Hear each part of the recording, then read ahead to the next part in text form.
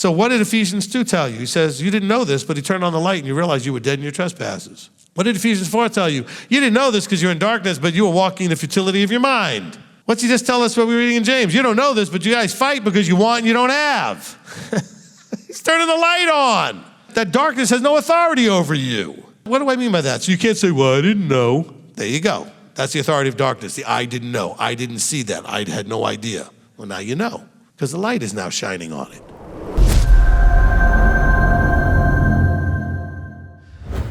All right, so today we are in Slavery to Freedom, Freeing Your Mind, Part 7. Part 7. Are you guys getting something out of this? Okay, now, last time we started off, and I brought you to 2 Peter, where he talked about that even though you may already be established in certain things that, he's teaching and talking about, he felt it necessary to remind those people that would read that letter over and over again about these things, okay? And I think that's really part of it, all right? But also, I like that I go over this because I know a lot of you are not listening. And if you are, you're not understanding, you might need to listen to it more than once. So some of you are like, man, each week the preset or reset part gets longer and longer. Well, good. You need to hear that stuff over and over. Plus, anybody new is going to get to hear it again and again. But I'm going to tell a little joke at the beginning. I know, all of a sudden you think I'm like mainstream. I'm going to start with because I've told this joke before, but it kind of makes the message here. Basically, the story goes that, these people were at a congregation and the rabbi got up and gave a message and the message was great and they all loved it and told him how great it was, whatever. They came back the next week and he told the exact same message. But you know what? It was still good. Kind of like when I give you the resets, right? And so they didn't really think anything of it. By about the 5th week of the same message, they're thinking maybe the rabbi's kind of lost his mind a little bit, maybe a little early dementia or something. So somebody finally got the courage up as they're all talking to him, like, somebody's got to say something to the guy.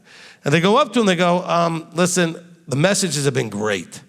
We're just a little concerned that you've said the same thing for the last 5 weeks. He said, I understand. He says, when you start doing it, I'll stop saying it.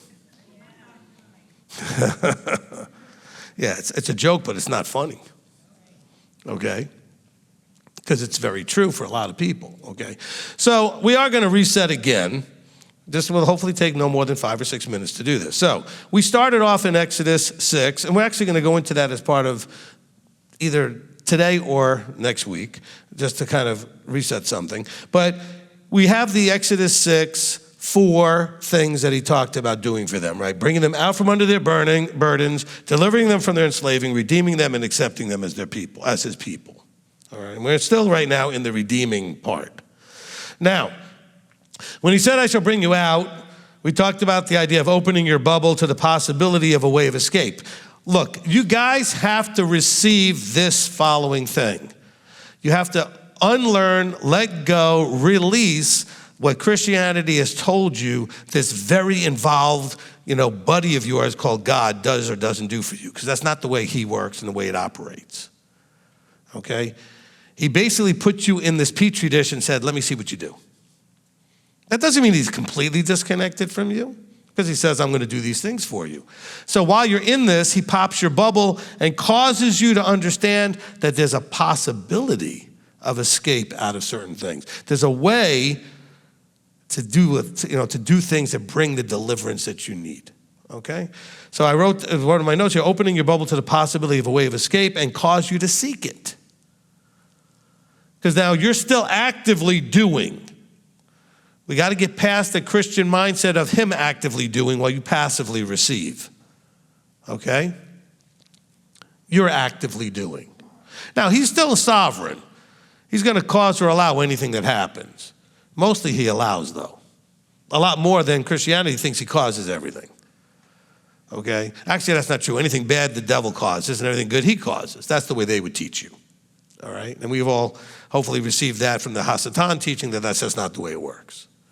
All right. So he's going to cause you by kind of poking you to realize there may be a little bit more to this story, right? Okay. Then under the category of I shall deliver you from their enslaving, he's going to cause you, see how he does things? He causes you to seek, ask, knock, to understand what's causing your enslaving. Or you happen to show up here and you get a message that explains it to you because you've been wanting to know. But you had to actively show up here. Or if you're watching, you had to click on the video link or the ministry's link or whatever. You had to do something, all right? All right, now, what is related to the cause? What's causing the enslaving? Well, first of all, he wants you to know that the way you've been walking was in a slavery mindset when you were walking as Gentiles or the nations walk in what he calls futility of mind. In the futility of your mind. Your mind meaning the way you think things should be or should work or whatever. Because he wants you to then, we talk about in Philippians 2, let this mind, the mind of Messiah, this attitude, this nature be in you, as opposed to being the futility of your mind and your way of thinking and your nature and your attitude. Okay? What is the joke people always say? Like, you want to make God laugh, tell him how you would do it? Okay? This is how I would do it if I was in charge. Aren't we all glad you're not in charge? Okay? And I'm not just saying it about any one person. You should all be glad that you're not in charge too. Now, then he says, I shall redeem you. So Yahweh causes, you keep hearing the theme here? He causes the situation for you to then do something. So when he disturbed your peace, I call that poking your bubble, you had an itch you needed to scratch. I mean, he disturbed your peace. You all of a sudden realize, wait a minute, something's not right. Wait a minute, something's missing, or some combination of that, which caused you to want to figure it out. He did that. But that's all he did. Now you got to go look for it. And he'll create opportunities for you to run into the truth and run into different things, but you had to actively start looking, okay? So Yahweh causes us to be aware of the redemption, reconciliation provided by Yeshua and why we need it. And we need it because of our walking in that futility of our minds and the serving of that which is Elohim, serving that which is not Elohim. We serve things that we thought were Elohim or that we didn't even realize we were serving. Like we have the verse that says, you are slaves to whom you serve. So that's simply saying, whatever authority you recognize as authority, you're a slave to whom you serve. So many of you have not gotten to certain parts of your life, to a certain place in that part of your life, because somebody that you saw as authoritative told you you couldn't, or told you you shouldn't, or told you something. And whether it was right or wrong, you bought it. You were a slave to whom you served. Okay? You allowed them to have that level of authority. All right? Okay. We were also dead in our trespasses. And we were told that in Ephesians, okay? We were dead in trespasses. Okay, so, and it was doing the desires of the flesh and of the mind and its thoughts that enslaved us, and it kept us in a place called dead in trespasses. That's a status, okay? And then we have another status where we're told that we're made alive through Messiah. But you're not made alive because you're aware of Messiah. Being aware of Messiah will lead you to being alive if you put to use what Messiah is, the fullness of what that is, which is his life, his walk, his instruction, right? Anyway, so we're told that when we were doing this stuff, walking in the futility of our minds, it put us in a state called enmity. Okay, we were his enemy. We were actively in opposition to him. Okay, so then we were told in Romans 6, I quoted that already, that your servants to whom you obey, all right? Romans 7, we were told that Paul recognized that there was more than one law in his members. Okay, there was a law of the mind. Okay, there was a law of my mind. He says, but I see another law battling against the law of my mind and bringing me into the captivity to the law of sin. So at this point, when he says battling against the law of my mind, he's not talking about the mind that we need to change, because now he's talking to you as someone who is aware that he's supposed to have the mind of Messiah. Okay, he's not talking to you as a dead trespass person. He's saying someone who has been delivered up to this point, right? Brought out from under the burdens, delivered to be redeemed here. He's saying there's something battling where my mind is now. The mind of Messiah that I'm trying to let be in me, there's a law in me that's battling against this. Okay? He's saying, okay, bringing me to that law that's fighting, that thing that's battling, is bringing me into captivity to the law of sin, which is in my members. The law of sin is in Torah. Okay? The wages of sin is death. What's the fruit of obedience to Torah? Eternal life. Okay, so we're not talking that, Christianity's conflated this into one is the other. They've confused it, actually. They've just made a big mess of it. All right, now, so then, while he's talking about this in verse 25, this is chapter 7 of Romans, he says, so then with the mind, I myself truly serve the Torah of Elohim, but with the flesh, the law of sin. Now we're getting to the problem. We're comparing two things. He uses lots of ways to do this. He could say flesh and spirit, which is the same as him saying the above versus the below, or saying the heavenly versus the earthly. So above, heavenly, spirit, below, fleshly, earthly, okay, below. All synonymous, okay? The three, describing the below, heavenly, three describing the heavenly. All right, so when I say spiritual, when Paul's talking spiritual, he's talking the same as saying above or heavenly. It's the way they do things, that mindset, that nature, that approach. Then there's the below, the earthly, the fleshly, that mindset, that nature, that approach. Okay, this is the fight you have going on all the time inside of you, because they're both in you. Okay, they're both in, at least they should be. I mean, you may have been, when there was only the one really in you, you were dead in your trespasses. But later in Ephesians 2, after telling you were dead in trespasses, but you were made alive through Messiah. How? Because he caused you to understand what made you dead so that you could do things. Doing things made you dead. Doing things makes you alive. Okay? When you were aware that eating certain things make you fat, did that all of a sudden make you skinny? Really? Just being aware? Or did you have to stop eating them? See, that's the nonsense that Christianity will kind of, you don't realize when you're listening to it, that's the kind of nonsense that they're giving you. They want you to be aware of Messiah and think that now that makes you alive. Okay? If you become aware that doing ABC hurts your health or is a positive impact on your health, that's good that you're aware. I mean, it's step one. You can't really benefit from Messiah if you weren't even aware about Messiah.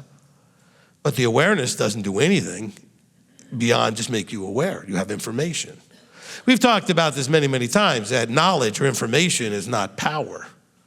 It's potential power. It's applied knowledge that's power.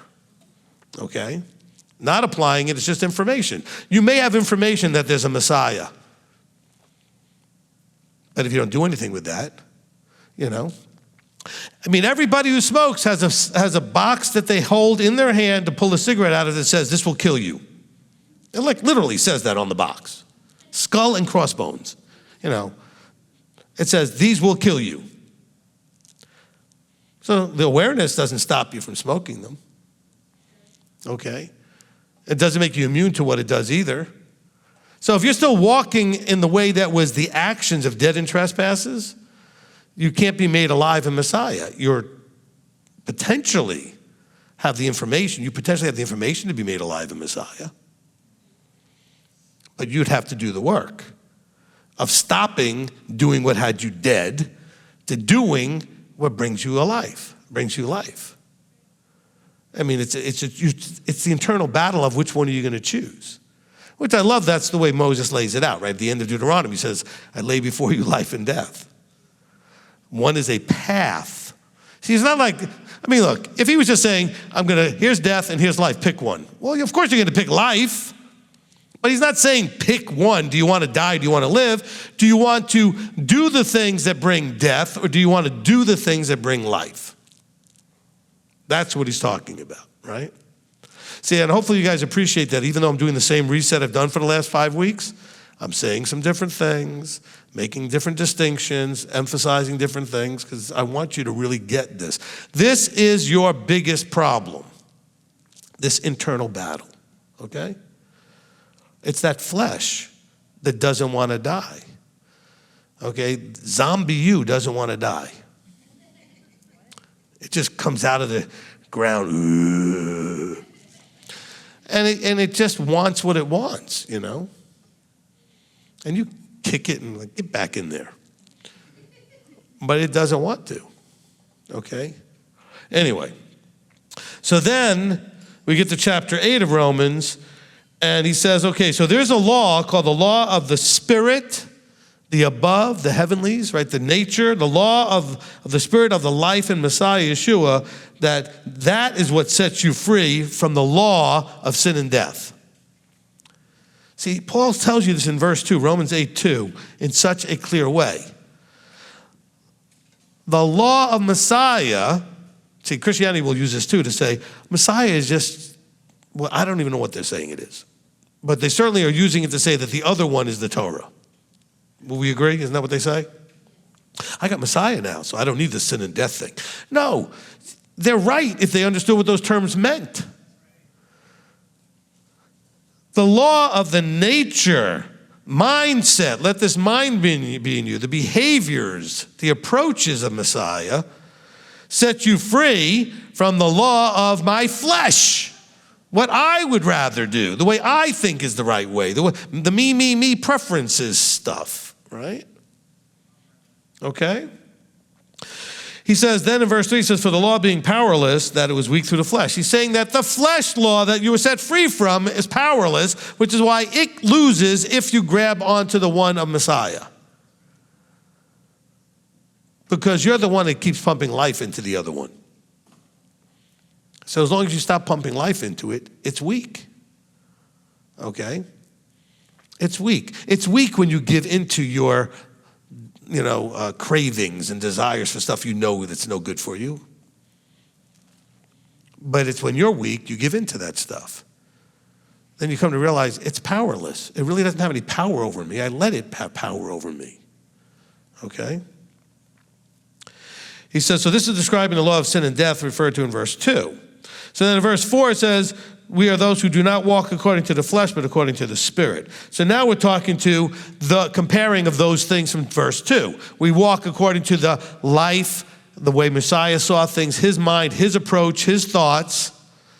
And we don't walk according to when we were dead in trespasses, in the futility of our mind, et cetera, from Ephesians 2 and Ephesians 4. Okay? So just so we kind of make sure that we understand that, right?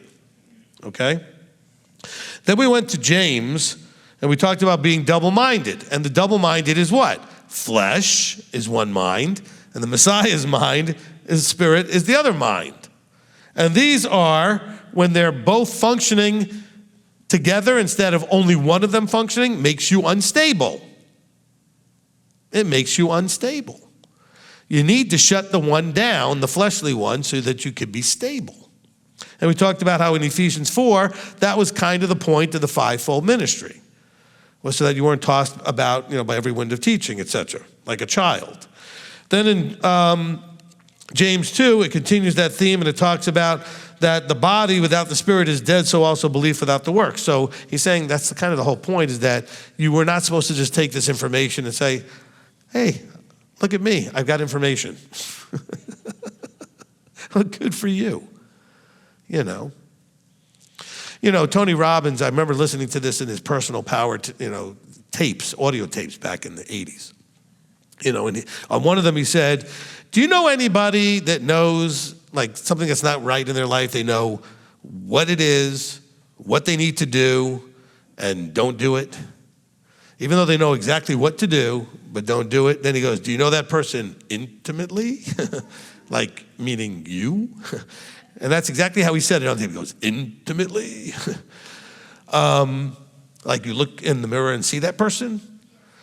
So that's proof that what I'm saying is true. Having the information is what he was describing, right? People that have the information, you know what to do. Every one of you has some aspect of your life that's not where you need it to be, and you know exactly what to do to fix it. You just don't do it. okay? Maybe not all aspects of your life, but there's at least something that you know what you should be doing or you know what you need to stop doing, but you just don't. I promise you, I've not really gotten a whole lot healthier from my gym membership that I don't use. I'm going to start. But I've had it for a year. I don't think I've used it in the last year, but maybe once. So it's not done me any good. That's a great example, though, for you to understand. The membership has done me zero good. But I have the membership. I have the means. But it doesn't do any good if I don't apply it and do it. That's not to say I don't do anything physical and exercise-wise, but that particular tool I could be using, I just have not been using. But I have the information. I used to be a personal trainer. I know exactly how to use a gym. I know how to use every piece of equipment. I know every exercise for every muscle group, how to do it correctly and not hurt myself. And yet, but if I don't go, what does that do? Okay? Some of you might say, well, when I go to the gym, I don't know how to do anything. We're in the same boat. My knowledge doesn't make me any more in shape by not going than you by not going. Okay?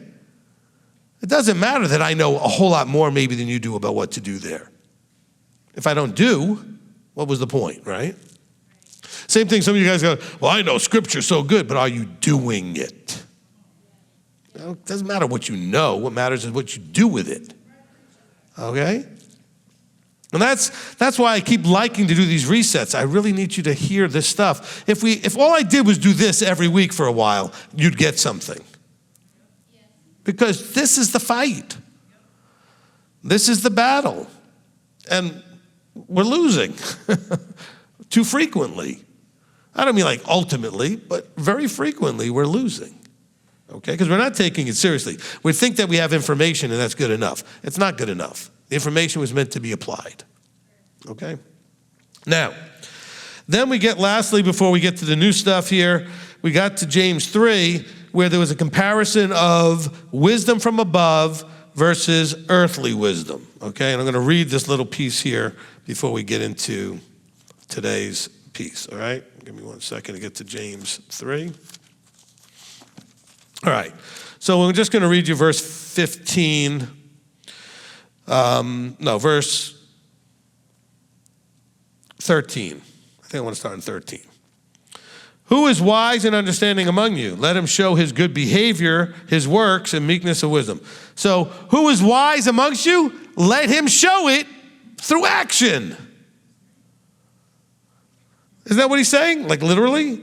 Who is wise and understanding among you? Let him show this, demonstrated by your good behavior. Take proper actions. He says, but if you have bitter jealousy, self-seeking in your hearts, do not boast against and lie against the truth. This is not the wisdom coming down from above. It's earthly and unspiritual, demonic. So he's saying is that once you are given information, that's the truth, from above, and you fight against it, this is not the wisdom from above. Okay, so where does wisdom come into all of this? Wisdom is let me start again. Wisdom is what gets you to actually do. When to do, the appropriate level of doing, how to apply things. The doing takes wisdom. Okay? He's saying is that first he starts off with, if you're wise and understanding among you, show this by what you do. However, he says, if what you're doing is bitter and self-seeking, self-seeking. What is self-seeking in your hearts? Well, we get this in the beginning of chapter 4, which we're about to get into, is that, you desire and do not have. He says, you crave and you envy. We have this prideful, all these internal issues that affect our ability to apply wisdom from above. It didn't say information from above. You already have the information from above. Whole book full of it. Doesn't do you any good, though, if you don't use wisdom from above to apply it in the areas where it's supposed to be applied. Okay? He says this is earthly and unspiritual and demonic. He says, where jealousy and self-seeking are, there is confusion and every foul deed. Okay, so again, we're comparing two things.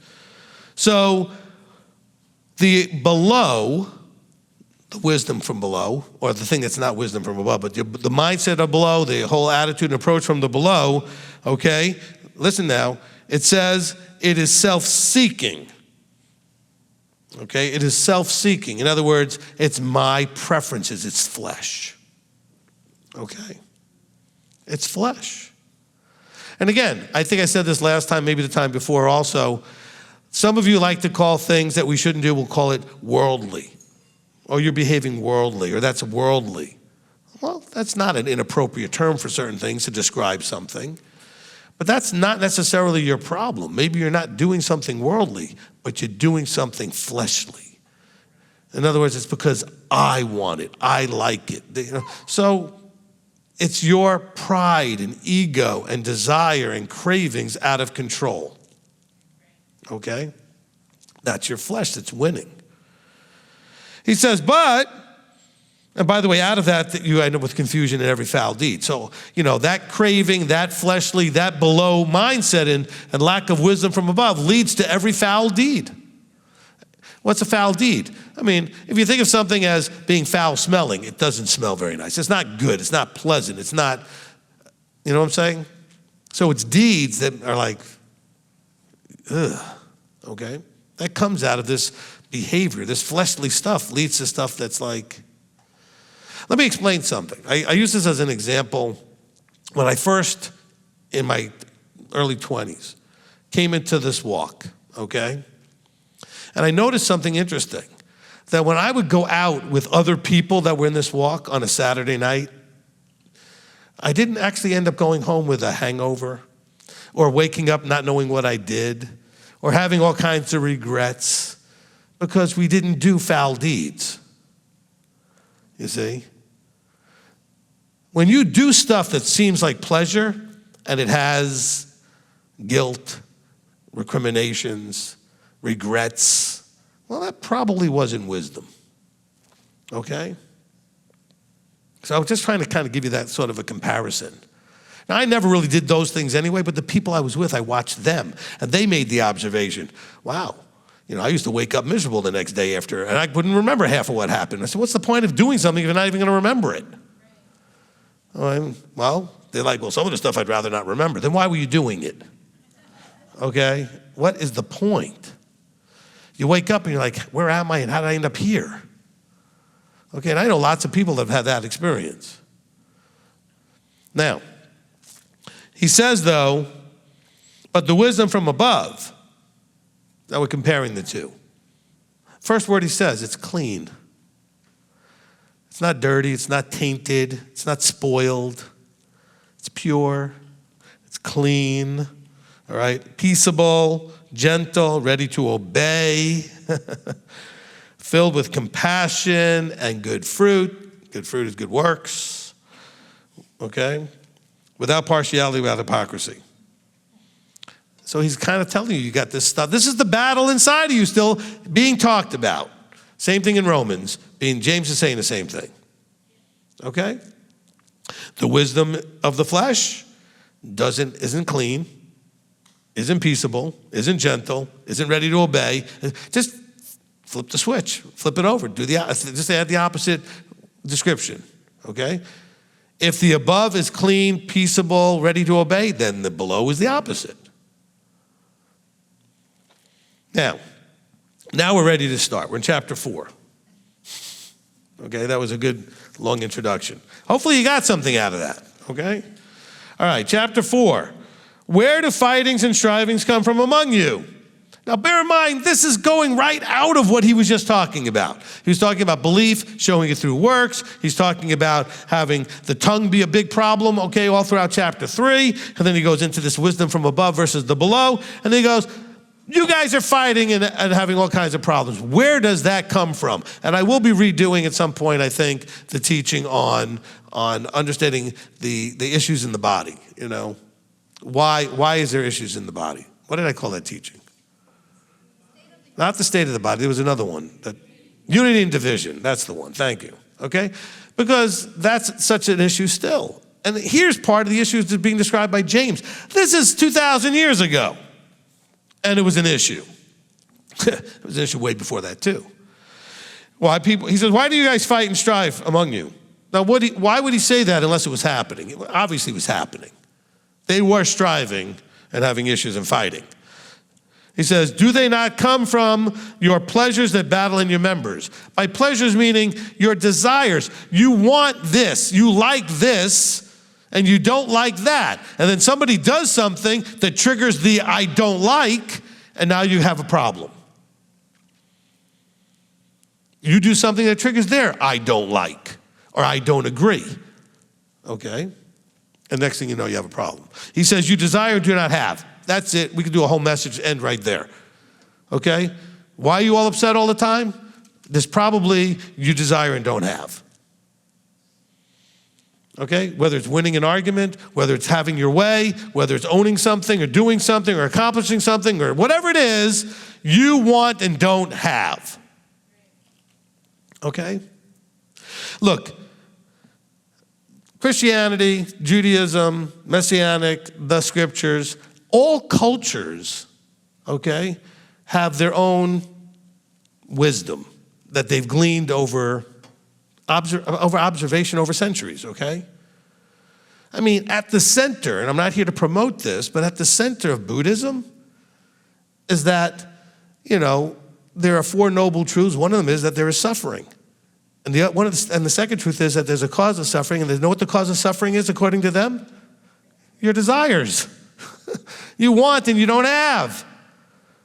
I mean, that's the center of their whole belief system, is trying to figure out how to overcome that. And here it is in our book. So I don't want you to think, oh, it's just unique to us. You know what? Any group of people that actually paid attention to the group of people over the thousands of years or whatever they existed would recognize that there's pretty much the same cause of all the problems in the world, no matter where you grew up or lived or anything else, there are people that want and don't have. And I'm not just talking about wanting stuff. A lot of it comes because you want to be treated a certain way, or you want people to say some way, or you want people to look at you a certain way, or treat you a certain way, or whatever it is, you want and don't have. We really have to get past all that. You're going to be in a state of not having a lot. Things that you want, and you have to be okay with that. That doesn't mean that you don't want. How do you ever grow if you don't want something you don't yet have? But can you want something you don't have and not allow it to cause you to have this problem battling inside of you? It's one thing if it's battling you to push you forward. It's another thing if it's causing you to battle other people. Where does this lead to? Listen, it says, you desire, don't have, you murder, are jealous, and are able to obtain. You strive and fight. Oh, so sometimes it's because you're jealous that someone else has. Or sometimes you're just mad that you can't get it because it says you're unable to obtain, but then you lash out at people around you. There's songs and things where it talks about, you always hurt the one you love and that kind of thing, or that kind of stuff. It's the closest easy target usually gets the brunt of things, okay? So spouses, sometimes if you're getting kicked a little bit by your spouse, it could be that they're going through some stuff and it's really not you that's the problem, but they're just unable to obtain. And so they're lashing out at you. Or there's this other striving, contentious thing that's going on, but that person that they're really having the issue with, they can't address. So they got to address it somehow, so they take it out on you. Be careful with this, okay? You need to get control over your emotions because your actions are going to come out of that, okay? Now, I didn't say anything about thoughts. The thoughts start first, but it doesn't really turn into any actions until the emotions get involved, okay? And so you're going to act out of emotion. Now, because you got lots of thoughts that you don't take action on, but that's because they're thoughts you really don't care very much about, okay? So they're just thoughts. But as soon as you get an emotion, and it's a strong one, Something's going to take place. You're going to take an action of some sort, okay? So that's, pay really strong attention to people that are very strongly emotional about something, okay? Because whatever that is, some sort of action is going to come out of that at some point. Because it's this buildup of this internal, I don't know, we'll call it like, the idea that we have to, let something out. We say we let off steam. Well, imagine that steam is just building up, ready to just explode. And it doesn't necessarily come out in a form that's directly connected to whatever is bothering them. It just needs to come out, all right? But what'll come out is the emotion. They're frustrated. Frustration will come out. Even if it's not you or the thing that's going on right that second, that is what they're frustrated about. It's just something that was the last straw or whatever, that was the thing that tipped it over the edge, okay? He says, let's kind of see what's going on here. He talks about two different mindsets, approaches, wisdom from above, wisdom from below. You desire, you don't have, that's your problem. So you murder and are jealous and are unable to obtain. Now, by the way, murder, he's not saying you literally go and kill people, but you do with your words and with your whatever. You kill relationships, not literally putting somebody in the ground, okay? But you destroy is what he's saying. You destroy things. You strive and fight. You don't possess because you don't ask. Now, pay attention. It's not because you don't ask for the thing that you want. Listen to the rest of it. You ask and don't receive. Wait a minute, he just said you don't get it because you don't ask. Seems a little odd. He just said you don't ask, so you don't get. Then he says, well, but you do ask, but you don't receive. So he's trying to tell you it's not about that you didn't ask for, I want this. Watch what he says here. Because you ask evilly. And what is evilly? We don't even have to go to the definition of evil. He explains it in the rest of the sentence. Because you do it in order to spend it on your pleasures. Okay? So what he's saying is, you strive and fight and you do not possess because you don't ask for the thing that you really should be asking for. You ask for the thing that's going to make you happy, your pleasure, your thing that's all selfish. It's not the wisdom from above, it's the fleshly below wisdom. I'm not saying you should never ask anything for yourself, but it has to be something that's for yourself that's going to either A, benefit you and others, or B, benefit you and not cause harm to anybody. Because he said you ask evilly, which is when we talk about that which will cause harm and suffering to other people. So there's nothing wrong with doing something or asking for something that's for you.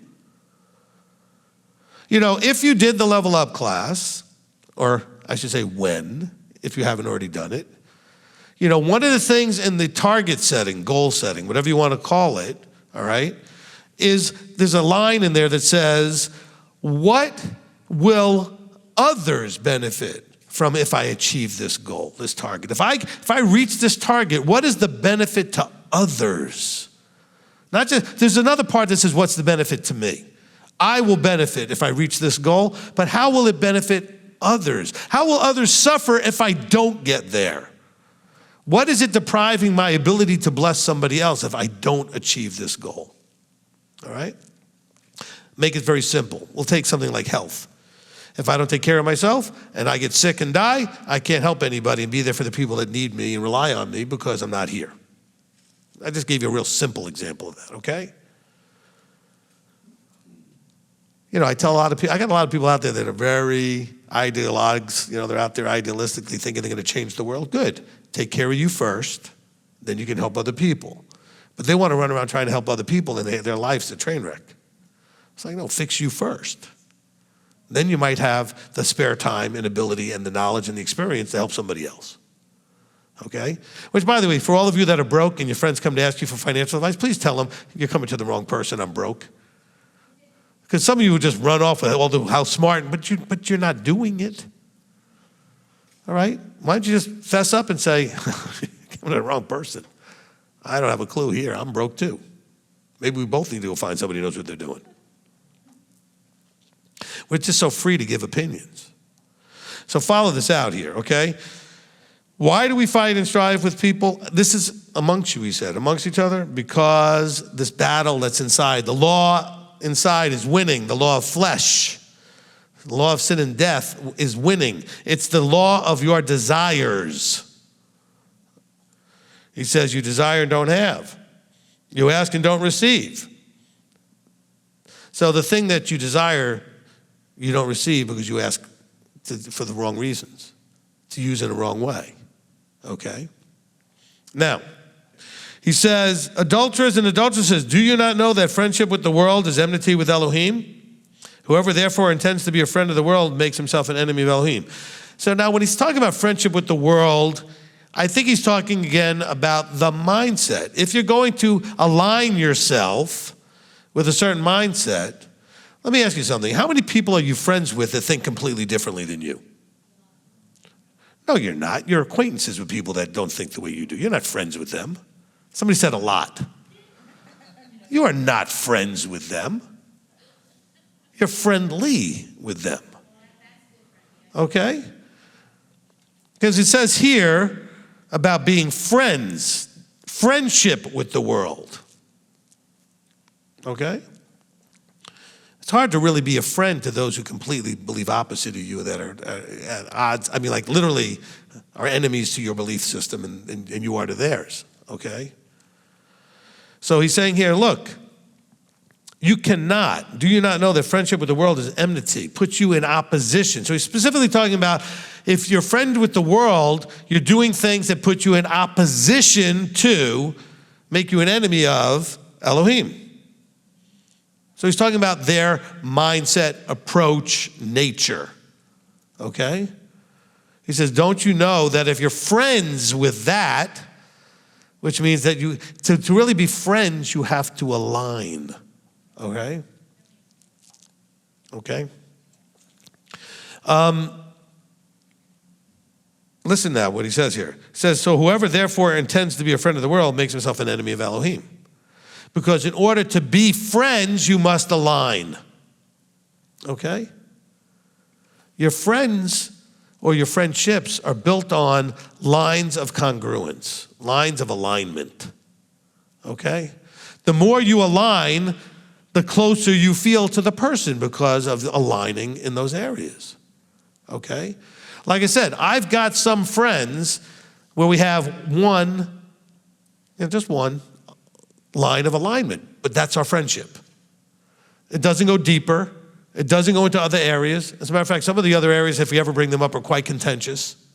But if we stick to our one line of alignment, we're good. But if you're going to actually have a friendship that covers everything, you have to align. And he's saying, in order for you to be friends with the world, you're going to have to align with the world. If you align with the world, you're enemies to Elohim.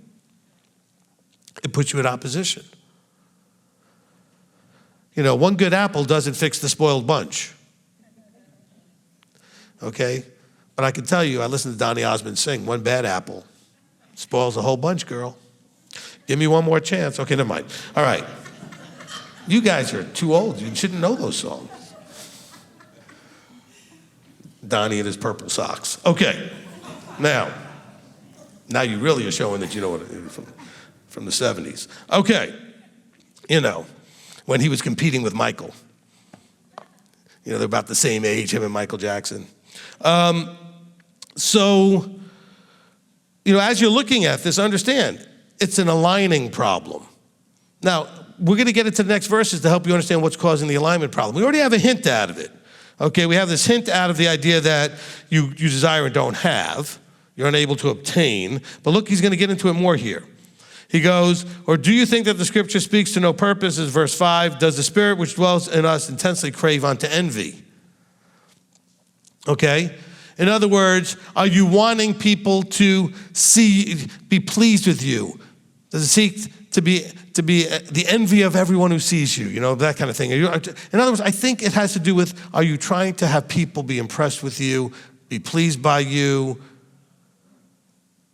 Because see, if you're not aligned with the world, they're not going to be.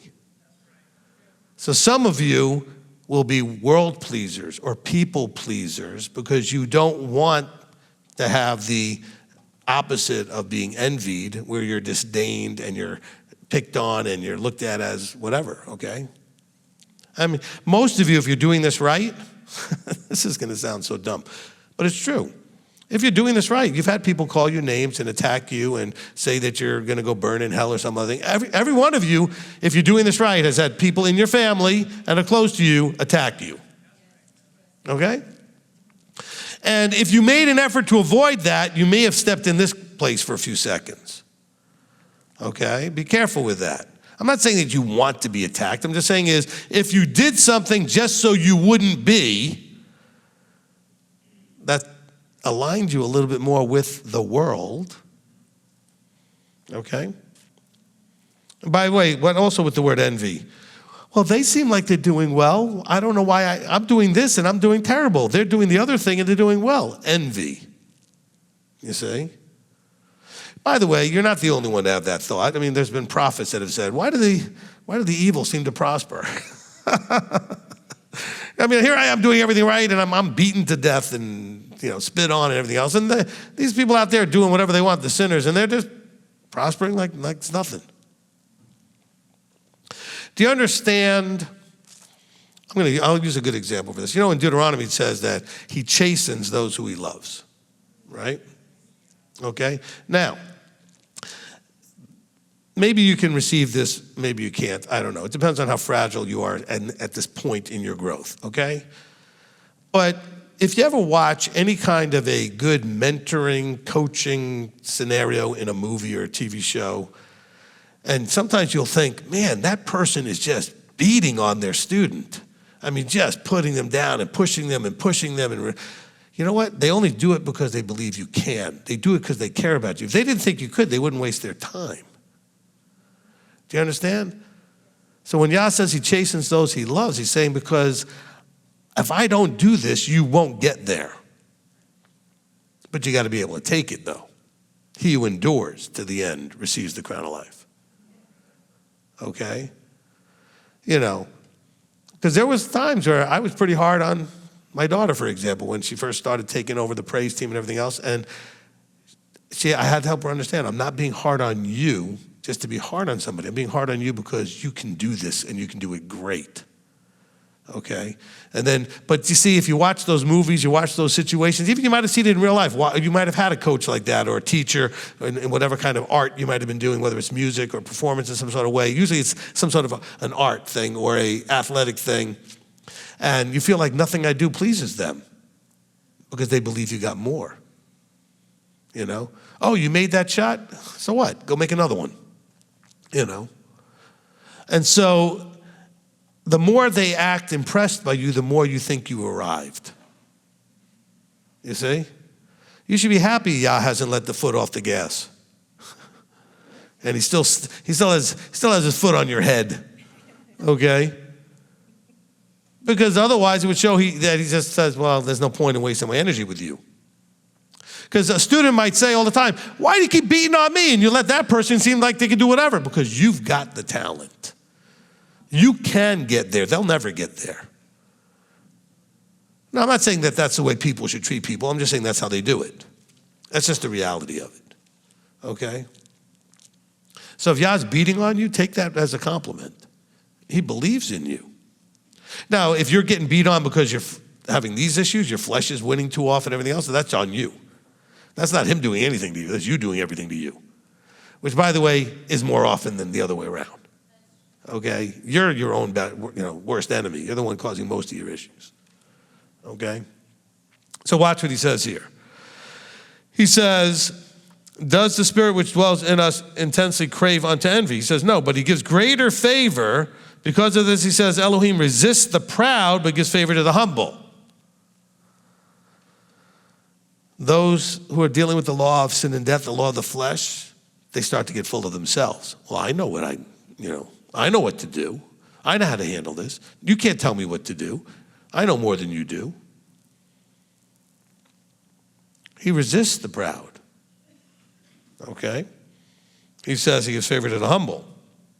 He says, so then subject yourselves to Elohim and resist the devil, and he shall flee from you. And we talked about that in the devil teaching, right? The Hasatan teaching.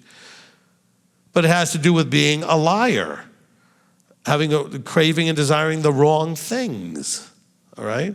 And he's talking about this as a mindset, not like an actual being that's causing any of these things in you. Everything that he's described at this point is you, okay? And he's using the devil here as a metaphor, all right? Now, he says, draw near to Elohim and he'll draw near to you.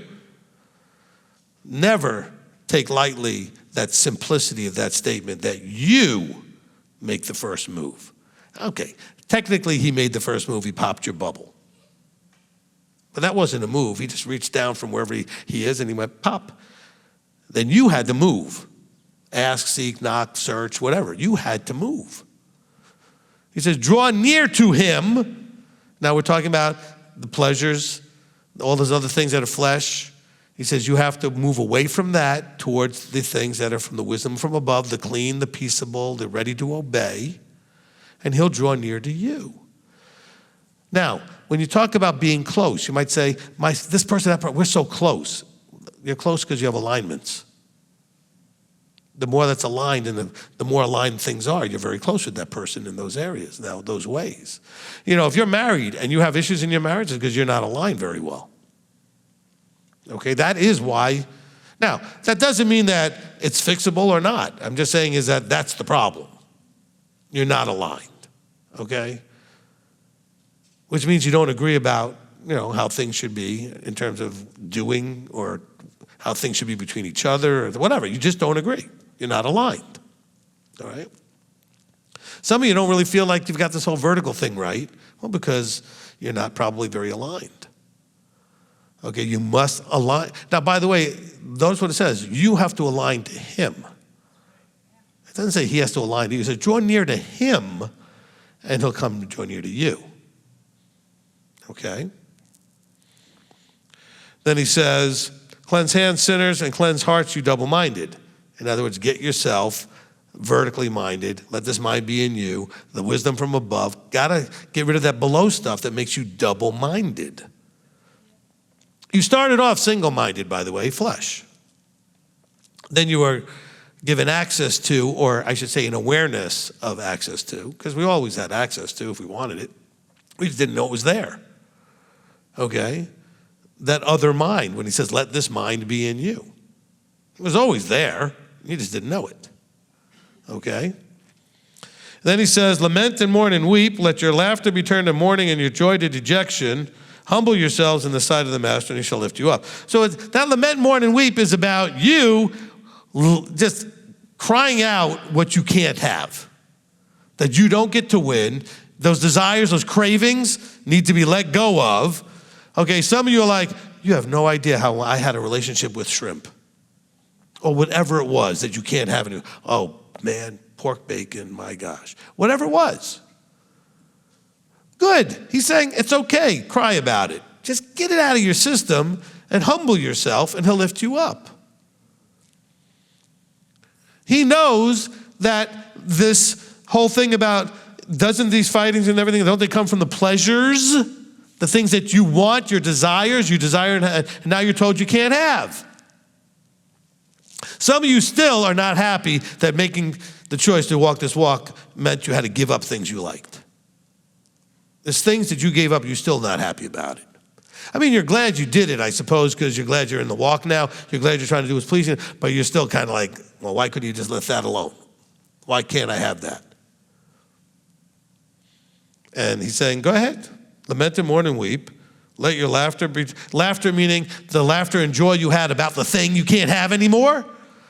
Okay, let it be turned to dejection. He says, and then humble yourself. Own, hey, I love this thing I can't have anymore. It was a big thing.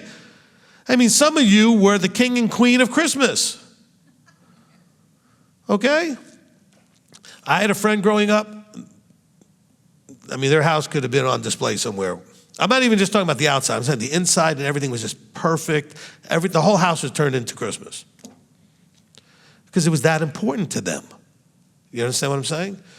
And some of you who maybe never did that, if you had the opportunity, that's what you would do. But you never had it, so there's no real dejection about it, okay? I mean, if my wife could have done that, she'd be the envy of everybody, all right? It was never something she ever did, never grew up with it, has no interest in it, but if she did it, she'd have done it right, okay? But some of you, it became you were so engrossed in it, it became part of your identity. Okay? So some things are that. Some things are just, I loved it. I love this food I can't have anymore. I love this thing I can't do anymore. Maybe because it's a Saturday thing and you can't do it on Saturday anymore. Okay, whatever it is that you can't do, he says, go ahead, it's okay. Cry it out. I'm not going to get mad at you for missing it and being upset and everything else. I know you liked it, and I'm asking you to give it up for me. Okay? And he says, this is the key. He says, and he shall lift you up. But Christians, you're not told the right thing. You're just told to believe in him and he shall lift you up. No, what about everything comes first? The humbling. And it's not just being humble in general, it's humbling about the thing you're lamenting and mourning and weeping about. Which goes back through to the beginning of the chapter when he's talking about the things that you guys fight over because you desire and don't have. Now remember that desiring and don't have, that could come in two sort of forms, lots of forms. We'll use two forms here, okay? One form is that others have it, you don't, and that makes you upset, okay? And the other is that you desire something that you want the other person to be or treat or do whatever, but they're just not going to do it for you. So it's not that you're jealous that they have it and you don't. You want something and they're not going to give it to you. That makes you upset, okay? That's going to be those pleasures and desires that have you ready to go to toe with somebody. Start treating them badly, whatever it is, okay? So kind of keep that in mind. That is what's being discussed when we get to this part about humbling, okay? Drawing near to him. Because when you are in this desire and don't have mind, you're not near him. Do you understand? He says, where do the strivings and fighting come from? Because you're not near him. You're in your flesh. You see? And so if you would draw near him and come out of the flesh and move towards the above, he will draw near to you. And the fruit of that, he said, is clean, peaceable. So there's no fighting. There's no contention, right? Just kind of make sure we're hearing the whole message that James is trying to tell us here. The whole thing that he's trying to tell us here, okay? All right. How are we doing on time? We're running out of time here. Okay, let's go to... I'm trying to think if we have time for this. I guess we do. Let's go to Colossians chapter 1.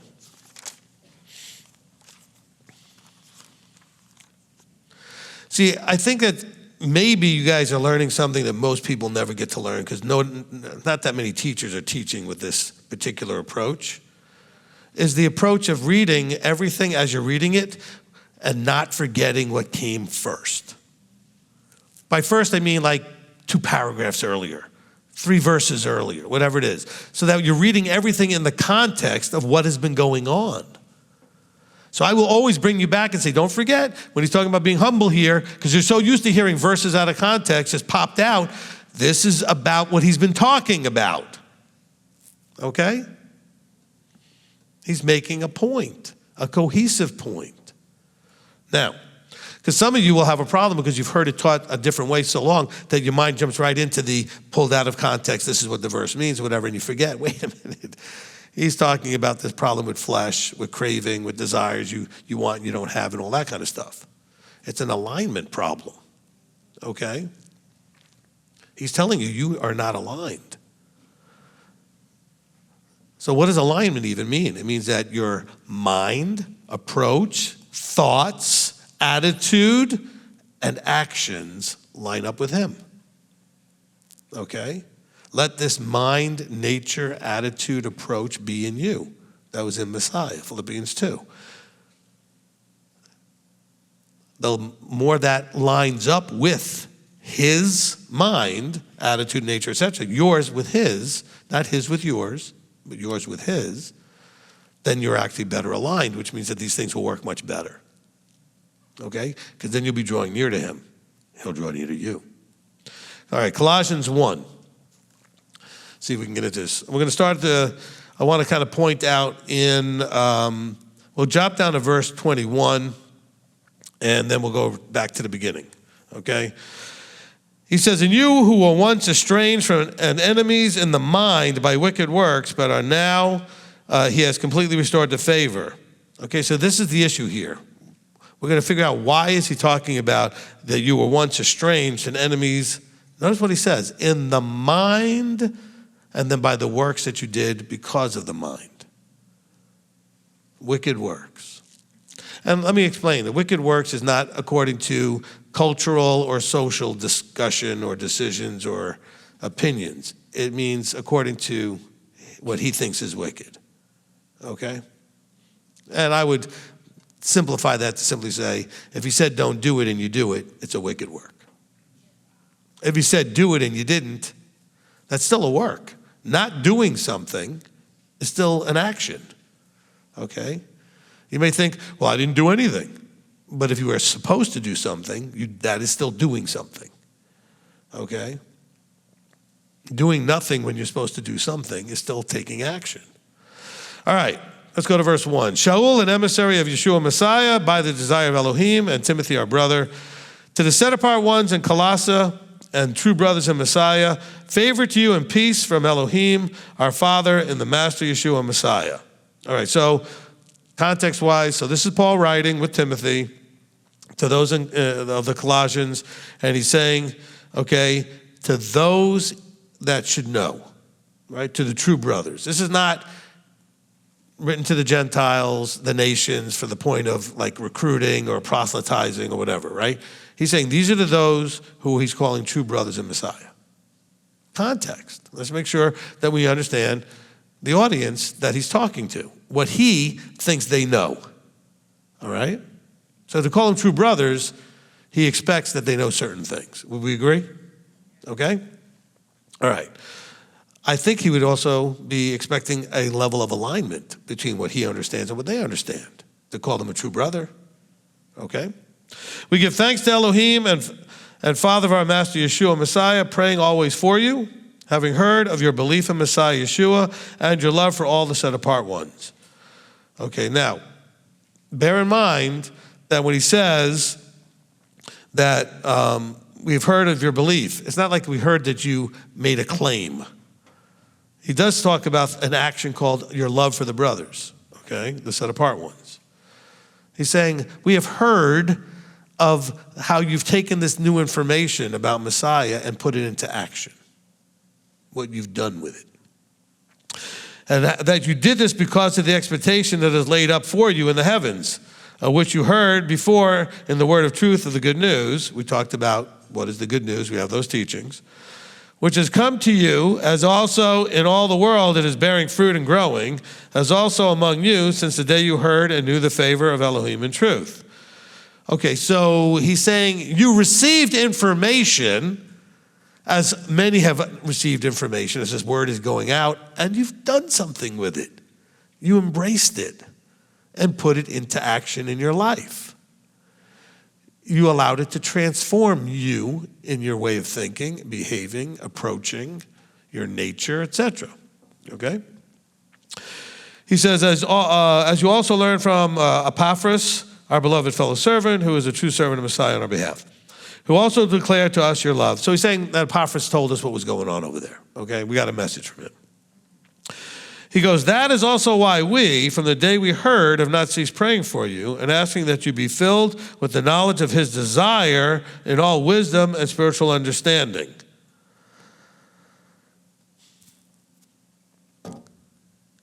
What was Paul praying for? He was praying that you be filled with the knowledge of him or his desire.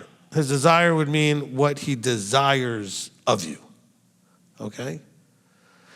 Paul wants them to be filled with the knowledge of his Messiah, the Father. I mean, he refers to both of them, so I can say both of them is what he's talking about here. Okay? His desire in all wisdom and spiritual understanding. He wants you to be filled with that knowledge, wait, so that you walk worthily of the Master. So he wanted you to take this information and walk. Live it. Look, all you Christians watching, just take this back to your pastors and say, Colossians 1, how do we do this? What does it mean to walk worthily of the master? Pleasing all, bearing fruit in every good work, and increasing in the knowledge of Elohim. Now it says pleasing all. It doesn't mean that you are to please everybody. I think the wording, when it gets translated, maybe loses.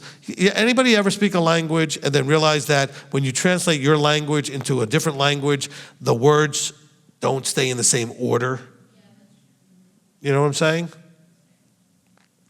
Like if I said, I went to the store. In English, it might be in some other language, I went store to, or I store went to, or something, right? These things kind of can reverse and go.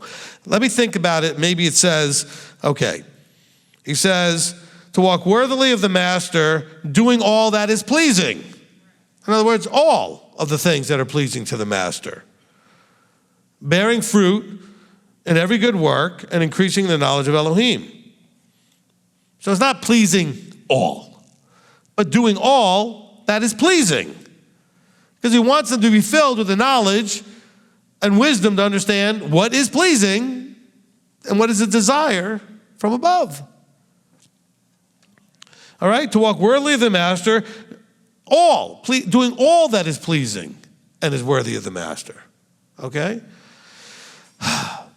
And for all of you that have this idea of you can't earn this, you can't earn that, or whatever, well, then why would Paul waste his breath telling you to do something to be worthy of something? I mean, worthy doesn't mean like deserving of something because you earned it. Can you be worthy of anything by doing nothing? No. So worthy is a designation that we put on people because of what they accomplished or did. Okay, then you're worthy of this. You know, if you take a course and at the end of that course you're going to get a degree or you're going to get a certification, that certification or degree basically says you were worthy of that designation because of the effort you put in. Right? And so we want to be in the kingdom. Well, I think you're going to have to walk worthily of the master to get there. Okay? All right. So he says, all of this so that you would be increasing in your knowledge of Elohim. Can you all agree, I'm thinking this is easy, that since you became aware of what's pleasing in his sight and have made an effort to walk in that manner, have you not also then increased in your understanding and knowledge of Elohim through the action of being obedient? Like you can't really understand Sabbath keeping until you actually keep Sabbath. Okay? So in the walking, there is an increase. Okay, as it talks about here, this idea of being increased in the knowledge of Elohim. So he's praying that Abba would inspire you to want to do things that are, and seek and understand what are the desires of that are pleasing in his sight, so you can walk in a way that's worthy, and then through the walking, come to know him better.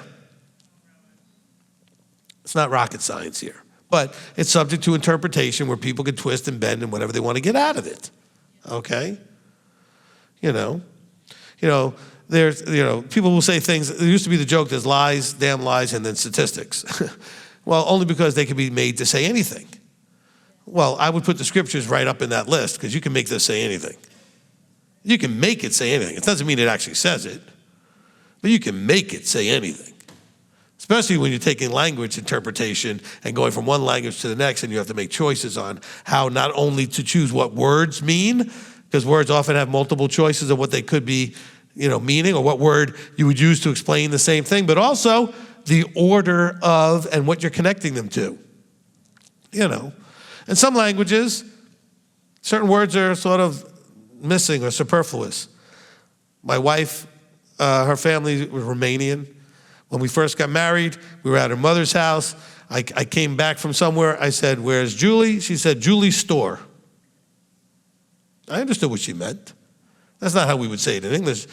Julie's at the store. She went to the store. She's whatever. No, just Julie's store. Okay? Because in her language, that's what she would probably say. And the person would know that means she went to the store. But the word's missing. But maybe not in her mind. In her mind, that's all she said, Julie's store. Okay. And so realize that anytime you change languages, there's going to be this slippage if we're not careful of what was actually being communicated, what was actually intended in the communication. All right, so, wow, we got all this time flying here.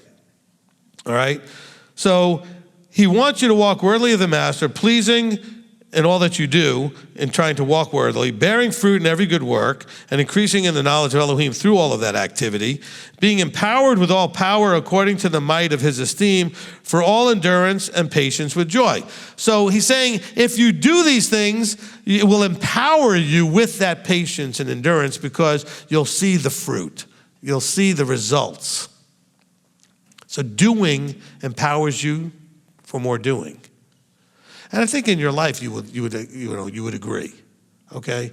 The more you do something, the more you feel like you can do it. And you can do more of it. And you can do it better. And it empowers you to maybe even try to stretch yourself even more into another area that's similar and above or challenging or whatever, okay? All right, so he says, be empowered with all power according to the might of his esteem for all endurance and patience with joy, giving thanks to the Father who has made us fit to share in the inheritance of the set-apart ones in the light. Now, see, again, this is where Christianity would miss the point. It says he's made us fit. No, remember how I worded things at the beginning of this? Caused you to do the things or know what to do to be fit. Okay? He didn't wave his hands at you and make you fit. Right? Giving thanks to the Father who has made us fit. How? By having us do the things he's talking about here, like seeking out what's well-pleasing in his sight and walking that out in a worthy manner and all these things that make us then fit. That person is now fit for the kingdom. If you are seeking diligently what's pleasing in his sight and walking it out, and increasing in your knowledge of him through walking it out, that makes you fit for the kingdom. But see, again, there are people out there that will say, well, we don't need teachers. Well, who's ever going to explain that to you that way? Not that you couldn't get there, but you didn't. And I'm not saying that makes me so smart, it just means I'm doing a job. My job was to take that and explain it to you that way, okay? Which, by the way, I didn't know I was going to do until I read the verse. That's how he operates with me. I just wrote down, I'm reading chapter 1 here, okay? And all I have is a note for verse 21 and 27, which, Now, continuing here, he says, who has delivered us from the authority of darkness and transferred us into the reign of the Son of his love. So again, delivered you out of darkness. You could think of like he picked you up and did something. You know what he did? If you're sitting in darkness and I go and I turn on a light switch, guess what I just did? I delivered you out of darkness. Are you still in the same room? Whatever problems were in that room, are they still there? Okay? So you still have to do something to leave that room. Okay? You could have been in a complete pigsty, dump, whatever garbage you went, but you still have to get up and do something. But at least now the light's on, you can see it. That's all he did is, right? He shined his light on everything. His light is now shining so you can see everything. Things are now revealed. But what are you going to do with it? His light's shining. But what are you going to do with it? Okay? He delivered you from the authority of darkness. Now, if you really want to understand that better, go listen to Darkness and Light. Okay? Where I explain that in a lot of detail. And I'm sure I covered this verse as part of it. Now, so he gave us, oh wow, I just had a really cool, what it says next, it says, and transferred us into the reign of his Son. Now this would only, you'd get this if you lived in a big city. Certainly if you lived in New York. Because one of the things that was available to us in New York was mass transit. You know what was available in mass transit? A transfer. If you were on a bus that was taking you to the subway, you could get a transfer so you didn't have to pay for both. That would allow you to go from one to the other because you already paid for the one. But wait, did just giving me the transfer get me onto the subway? You see how that plays out here? He says, he delivered us out of the darkness, the authority of the darkness, and transferred us into the reign. How did he transfer us into the reign? He says, here's the transfer. Here, this is what it looks like, this book. Here's the transfer. If you use it, you can get on that. You have access to that without paying. And it'll take you from where you are now to there. But you have to go. You've got to walk. All right? Same thing if you're on the subway. You could actually go in the same station at certain stations where you could just walk from one platform to a different one, and now you're on a totally different train going in a different direction.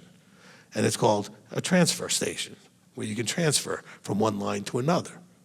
But you have to still get up and go over and get on the other train. He exposed what the darkness was all about, but you still have to then walk out of there. So the authority over it. What's the authority? I'm in darkness. I don't know. I can't see. It's all.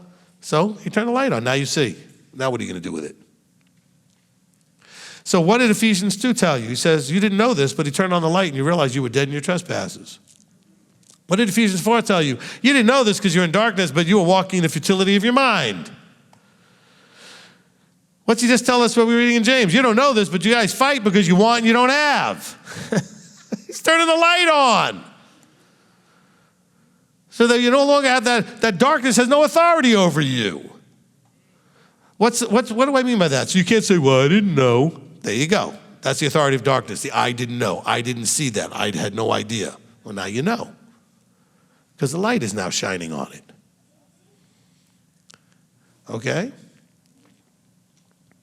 And I'm not even halfway through the chapter here. Let me see if there's anything else I need to pick up. You know what? We'll pick this up again next time because we've already gone 6 minutes over, okay? But I think that we covered enough just to kind of make the point, all right? Everything that I'm telling you is that his message to every writer in this book is that he's giving you messages that you need to decide what you're going to do with it. He's not doing it to you or for you. What he's doing to you is making you, open you up to the possibility that there's something. Opening you up so you can choose to receive something. By something, I mean information that you can then apply in a way that makes all the difference. All right? Does that make sense to everyone? Father, we come before you. And Father, we're all wanting to figure out and understand the desire that you have, what is well-pleasing in your sight. We all want to be worthy. We want to walk in a worthy manner. We want to be worthy. We know that when we walk in a worthy manner, we're aligning with you. We're drawing near to you, and you draw near to us. Father, we want to overcome this craving, these desires that we have in our flesh. We want to be putting on that heavenly, spiritual, above mind nature, attitude that is in Messiah, and have it be our nature, mind aligned with that, okay? So, Father, we thank you for poking our bubble and exposing our minds and our beings to this reality, this truth that's out there, and causing us to need to seek it out, at least to seek it out, and then giving us the freedom to choose it or not, but disturbing our peace enough that we needed to figure it out. We needed to know. So, Father, we thank you. We praise you. We appreciate very much this teaching. My prayer is that we take it and start using it to the fullest. And so, Father, we come before you and ask all these things in the name above all names, Yeshua our Messiah. Amen. Amen. Amen.